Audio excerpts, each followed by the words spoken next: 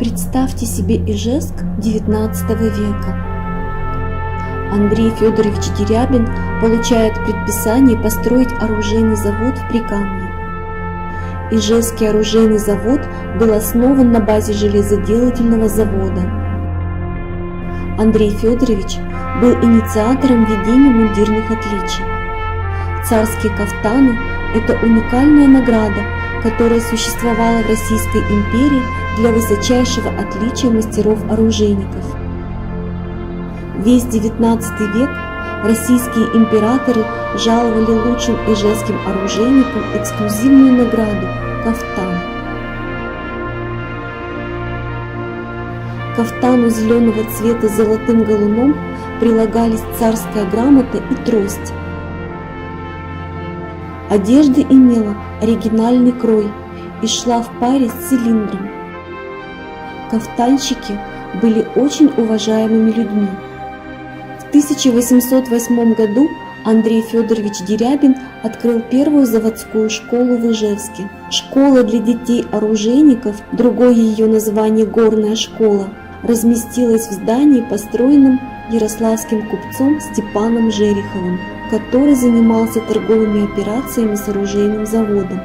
О самом купце сведений не сохранилось, но известно имя архитектора. Здание спроектировал Семен Емельянович Дудин. Многие старинные здания города Ижевска были построены по его проектам. Главный корпус Ижевского оружейного завода, здание арсенала, Троицкая церковь, Александро-Невский собор, дом протоиерея Захария Летушевича на Церковной улице, ныне это улица имени Вадима Сивкова. Изначально здание горной школы было одноэтажным. В 1877 году был надстроен деревянный, оштукатуренный снаружи второй этаж, и здание получило тот вид, какой имеет сейчас. После революции 1917 года в нем попеременно размещались различные организации.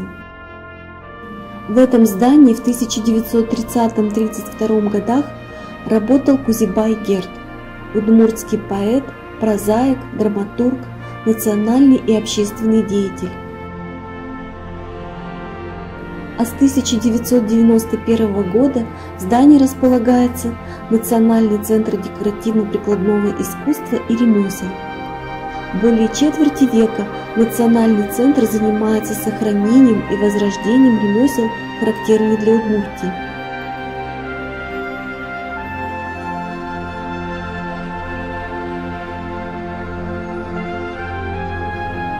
Расположенный в самом центре Ижевска, в его исторической части, Центр туризма и ремесел играет важную роль в культурной жизни Удмуртской республики.